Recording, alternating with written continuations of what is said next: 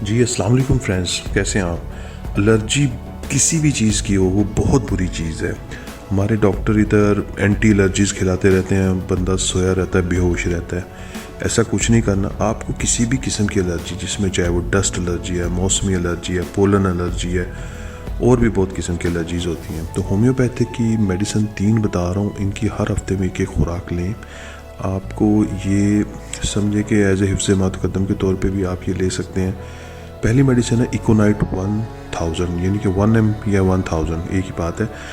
اس کی ایک خوراک لے لیں، تقریباً کوئی ایک ہفتے بعد آرسینک 1000 کی ایک خوراک لے لیں، اور پھر ایک ہفتے بعد سلفر 1000 کی خوراک لے لیں، تو آپ انشاءاللہ الرجی سے محفوظ رہیں گے۔ جو کچھ لوگ ہوتے ہیں جن کو الرجی پورا سال نہیں رہتی، کچھ سیزنل الرجی ہوتی ہے، کچھ موسم آتا ہے، جیسے پولن کا موسم آ گیا، بہار کے موسم میں کچھ لوگوں کو الرجی ہو جاتی ہے، کوئی کو گندم کے موسم میں ڈسٹ الرجی ہو جائے گندم کی وجہ سے، تو ان سب کے لیے یہ بہت بہترین ہے۔ آپ کو اس قسم کے نسخے آپ دیکھیں نیٹ پہ نہیں ہیں، لوگ زیادہ تر فوکس کر رہے ہیں مختلف اور چیزوں کو، تو ہمیں انسانیت کو فائدہ بھی دینا چاہیے۔ تو آپ یہ میڈیسن یوز کریں، انشاءاللہ آپ کو ہر قسم کی الرجی میں فائدہ دے گی۔ ایسے لوگ جو ہر وقت یہ کمپلین کرتے ہیں کہ ہمیں چھینکیں بہت زیادہ آتی ہیں، اس نسخے سے ان کو بہت زبردست فائدہ ہونے والا ہے۔